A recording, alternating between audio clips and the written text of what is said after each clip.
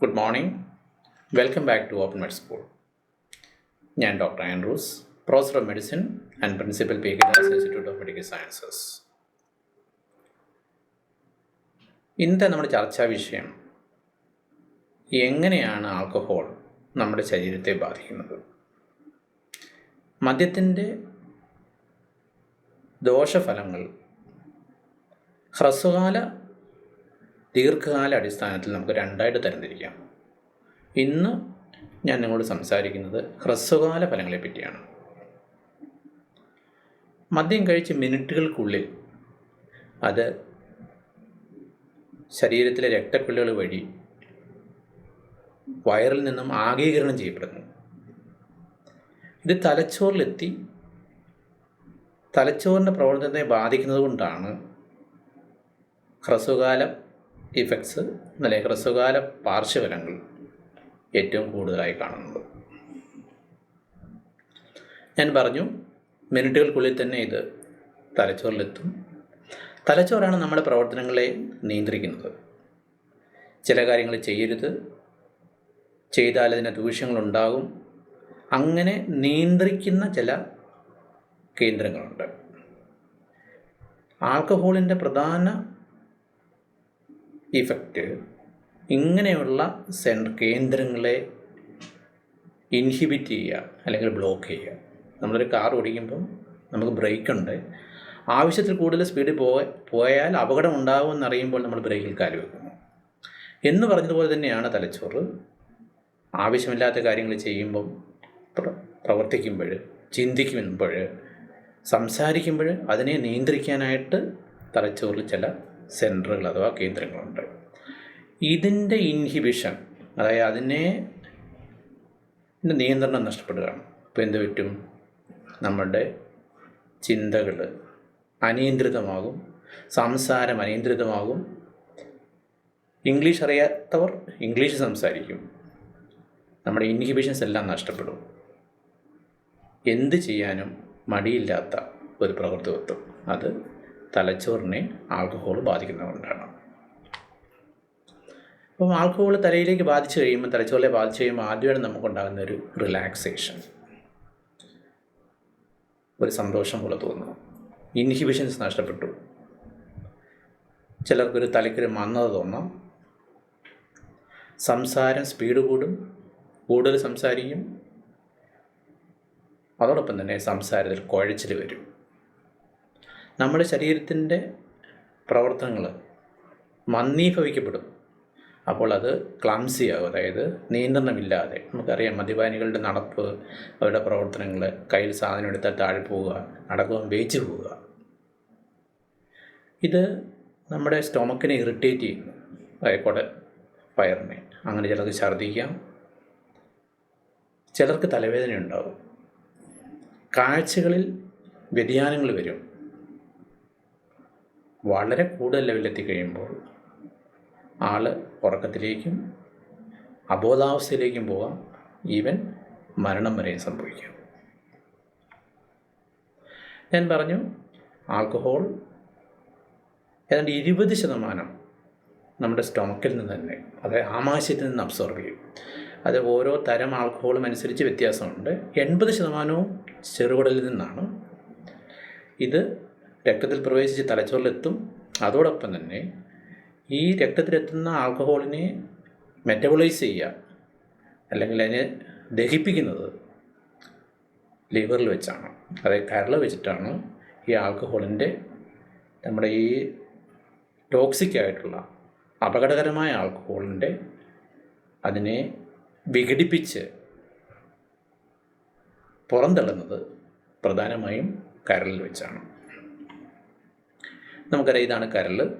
നമ്മുടെ ശരീരത്തിൻ്റെ വലതുവശത്ത് വയറിന് മുകളിലായിട്ട് കാണുന്ന അവയവമാണ് കരൾ. കരളിന് ഏതാണ്ട് 1 മണിക്കൂർ വേണം 1 യൂണിറ്റ് ആൽക്കഹോൾ, അതായത് 10 ഗ്രാം ആൽക്കഹോളിനെ വിഘടിപ്പിക്കണമെങ്കിൽ ഏതാണ്ട് 1 മണിക്കൂർ വേണം. അപ്പോൾ തുടർച്ചയായിട്ട് മദ്യം കഴിച്ചാൽ ഇത് ശരീരത്തിൽ കൂടുതൽ സമയം ആൽക്കഹോൾ നിലനിൽക്കുകയും ആൽക്കഹോളിൻ്റെ ഇഫക്റ്റ് ബ്രെയിനെയും മറ്റ് അവയവത്തെയും ബാധിക്കുകയും ചെയ്യും. അത് ശരീരത്തിന് പല സമ്മർദ്ദങ്ങളും ഉണ്ടാകുകയും അതുമൂലം ശരീരത്തിൻ്റെ പ്രവർത്തനങ്ങളെ ബാധിക്കുകയും ചെയ്യും. ഇനി ആൽക്കഹോൾ കഴിക്കുന്നത് എത്ര കഴിക്കുന്നു എന്നനുസരിച്ചായിരിക്കും ഇതിൻ്റെ ഇഫക്റ്റ് വരിക. എത്ര പെട്ടെന്നാണ് കഴിക്കുന്നത്, പിന്നെ വ്യക്തിയുടെ ഭാരം, ആണാണോ പെണ്ണാണോ, മറ്റ് ഭക്ഷണത്തോടൊപ്പമാണോ ആഹാരം കഴിക്കുന്നത്, ഇതെല്ലാം ആഗിരണം ചെയ്യുന്നതിനെ ബാധിക്കും. പുരുഷന്മാരെക്കാൾ സ്ത്രീകളിലാണ് മദ്യപാനത്തിൻ്റെ ദൂഷ്യഫലങ്ങൾ പെട്ടെന്ന് അനുഭവപ്പെടുക. ഞാൻ കഴിഞ്ഞ ദിവസം സംസാരിച്ചിരുന്നു. ഒരു ഡ്രിങ്ക്, ഒരു യൂണിറ്റ് എന്ന് നമ്മൾ ഉദ്ദേശിക്കുന്നത് ഏതാണ്ട് 10 ഗ്രാം ആൽക്കഹോളാണ്. ഹാർഡ് ഡ്രിങ്കുകളാണെങ്കിൽ, അതായത് വിസ്കി, ബ്രാൻഡി മുതലായവയാണെങ്കിൽ ഏതാണ്ട് 30 ml ആണ് നമ്മളൊരു യൂണിറ്റായിട്ട് കണക്കാക്കുന്നത്. ഇത് വൈനാണെങ്കിൽ ഏതാണ്ട് 5 ഔൺസും ബിയറാണെങ്കിൽ 12 ഔൺസും. ഇതാണ് ഒരു യൂണിറ്റ്. ഓരോ യൂണിറ്റ് ആൽക്കഹോളും അപകടകാരിയാണ്. എന്നാൽ പലപ്പോഴും പല കാരണങ്ങളാൽ മദ്യം കഴിക്കേണ്ടി വരാം. അങ്ങനെയുള്ളവർ പരമാവധി അളവ് കുറയ്ക്കാൻ ശ്രമിക്കുക. സ്ത്രീകളെ സംബന്ധിച്ചുള്ള ഒരു യൂണിറ്റിൽ കൂടുതൽ ഒരിക്കലും ഒരു കാരണവശാലും ഒരു ദിവസം കഴിക്കാൻ പാടില്ല. പുരുഷന്മാരാണെങ്കിൽ അങ്ങേയറ്റം 2 യൂണിറ്റ്. ഇത് അത്യാവശ്യ സന്ദർഭങ്ങളിൽ മാത്രമേ ഉപയോഗിക്കാവൂ. ഓരോ തുള്ളിയും അപകടകാരിയാണ് എന്നറിഞ്ഞിരിക്കുക. മദ്യം എങ്ങനെ കഴിക്കുന്നു എന്ന വ്യത്യാസമാണ്. മലയാളികളെ സംബന്ധിച്ചുള്ള ഒന്ന് കഴിച്ചാൽ എത്രയും പെട്ടെന്ന് പൂസാകുക എന്നതാണ് മനസ്സിലിരിപ്പ്. 2 മണിക്കൂറിനുള്ളിൽ 4 യൂണിറ്റ് ആൽക്കഹോൾ, അതായത് 4 ഡ്രിങ്കോ, അത് സ്ത്രീകളിലും 5 യൂണിറ്റ് അല്ലെങ്കിൽ 5 ഡ്രിങ്ക് പുരുഷന്മാരും കഴിക്കുന്നത് നമ്മൾ ബിഞ്ച് ഡ്രിങ്കിങ് എന്നാണ് പറയുക. ഇങ്ങനെയുള്ള മദ്യപാനം ഇതേ അളവ് തന്നെ സമയമെടുത്ത് കഴിക്കുന്നതിനേക്കാൾ കൂടുതൽ ദൂഷ്യം ചെയ്യും. ഇപ്പം ഞാൻ പറഞ്ഞു, ആൽക്കഹോളിൻ്റെ ഉപയോഗം എത്ര കഴിക്കുന്നു, എങ്ങനെ കഴിക്കുന്നു എന്നതിനെയും കൂടി ആശ്രയിച്ചാണ്. തലച്ചോറിൻ്റെ നിയന്ത്രണമാണ് നഷ്ടപ്പെടുന്നത്. അറിഞ്ഞിരിക്കുന്നത് 30% കൂടുതൽ റോഡ് ട്രാഫിക് ആക്സിഡൻറ്റ്, വാഹനാപകടങ്ങൾ ഉണ്ടാക്കുന്നത് മദ്യപാനം മൂലമാണ്. ഇപ്പം നമുക്കറിയാം, നമ്മുടെ അപകടങ്ങളുടെ റോഡിലെ ഏറ്റവും മുഖ്യ കാരണം മദ്യപാനം തന്നെയാണ്. ചില ആൾക്കാർക്ക് ആൽക്കഹോളിനോടൊരു പ്രതിപ്രവർത്തനം വരാം. കഴിച്ചു കഴിഞ്ഞാൽ ഉടനെ മുഖം ചുമക്കുക, ഓക്കാനം വരിക, ചിലർക്ക് ശ്വാസം കിട്ടാത്തതുപോലെ, ചിലർക്ക് പ്രഷർ കുറയുക. ഇതെല്ലാം ആൽക്കഹോളിനോടുള്ളൊരു ഇൻടോളറൻസാണ് കാണിക്കുക. അതങ്ങനെയുള്ള ആൾക്കാർക്ക് വ്യക്തികൾ മദ്യപാനം നിശേഷം ഒഴിവാക്കണം. ആൽക്കഹോൾ കണ്ടമാനം ഉപയോഗിച്ചാൽ ഞാൻ പറഞ്ഞു ടോക്സിസിറ്റി ഉണ്ട്. ആൽക്കഹോൾ ഒരു വിഷപദാർത്ഥമാണ്.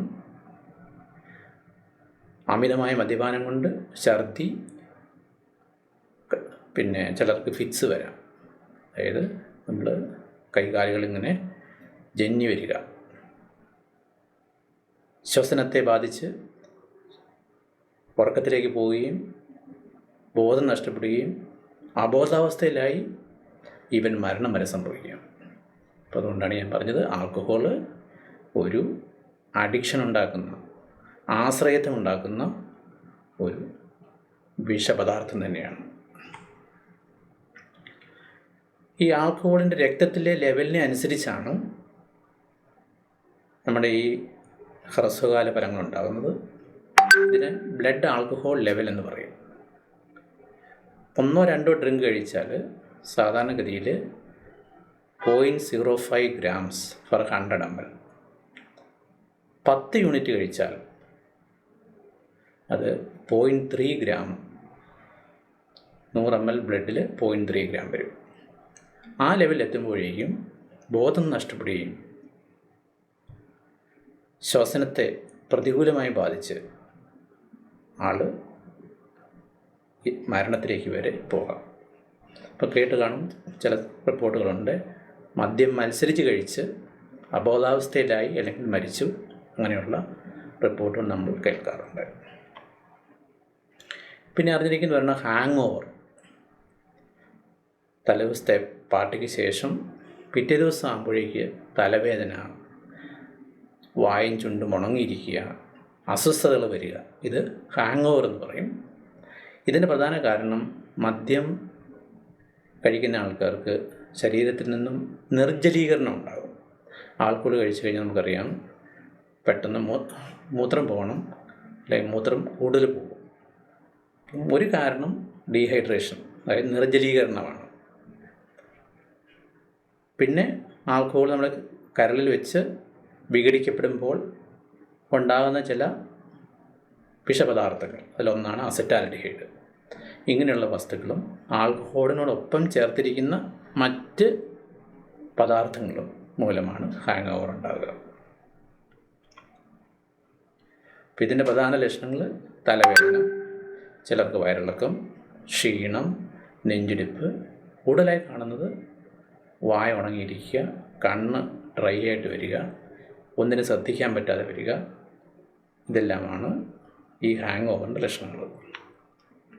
ഞാൻ നേരത്തെ പറഞ്ഞു ലിവറിൽ വെച്ചിട്ടാണ് അല്ലെങ്കിൽ നമ്മുടെ കരളിൽ വെച്ചിട്ടാണ് ഈ മദ്യത്തെ വിഘടിപ്പിക്കപ്പെടുന്നത്.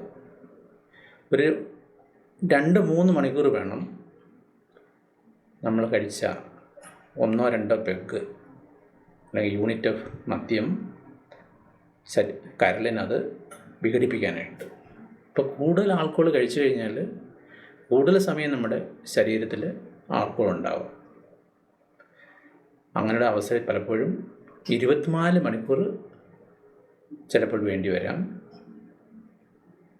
പ്രത്യേകിച്ച് 6-7 അതിലധികമോ മദ്യം കഴിച്ചു കഴിഞ്ഞാൽ ഇത്രയും സമയത്തിന് ശേഷം മാത്രമേ കരളിന് ഇത്രയും മദ്യത്തെ വിഘടിപ്പിക്കാൻ സാധിക്കുകയുള്ളൂ. ഇങ്ങനെ മദ്യം കഴിക്കുന്ന ആൾക്കാർക്ക് ഉണ്ടാകുന്ന ഹാങ് ഓവർ സാധാരണ 24 മണിക്കൂർ നീണ്ടു നിൽക്കും. അങ്ങനെ ഹാങ് ഓവറുള്ള വ്യക്തികൾ 2 ദിവസം കഴിയാതെ മദ്യം കഴിക്കാതിരിക്കുന്നതാണ് നല്ലത്. ഒരു 48 മണിക്കൂറിന് ശേഷം മാത്രമേ ഇനി കഴിക്കണമെന്ന് തോന്നുകയാണെങ്കിൽ തന്നെ കഴിക്കാവൂ. ഇപ്പം ചുരുക്കി പറഞ്ഞാൽ ആൽക്കഹോളിൻ്റെ ഹ്രസ്വകാല ഇഫക്റ്റ് തലച്ചോറിനെ ബാധിക്കുന്നതുകൊണ്ടും ആണ് പ്രധാനമായും ഉണ്ടാവുക. അതോടൊപ്പം തന്നെ ഹാങ് ഓവർ ഇൻറ്റസ്റ്റൈനിലുള്ള ഇറിറ്റേഷൻ കൊണ്ട് ഛർദി മുതലായി വരും. കൂടുതൽ നാൾ കഴിച്ചു കഴിഞ്ഞാൽ ഏറ്റവും കൂടുതലായി ബാധിക്കുന്ന അവയവം കരളാണ് അല്ലെങ്കിൽ ലിവറാണ്. ലിവറിൽ സിറോസിസ്, അതിൻ്റെ മറ്റ് കോംപ്ലിക്കേഷൻസ് ഉണ്ടാകും. അതുകൂടാതെ ഹൃദയത്തെ ബാധിക്കും, തലച്ചോറിനെ വീണ്ടും ബാധിക്കും. മറ്റ് അവയവങ്ങളെ എങ്ങനെ ബാധിക്കും, ദീർഘകാല ഇഫക്റ്റുകൾ എന്താണെന്ന് അടുത്ത സെഷൻ നിങ്ങളോട് സംസാരിക്കുന്നതാണ്. ഇത് ഇഷ്ടമായെന്ന് കരുതുന്നു.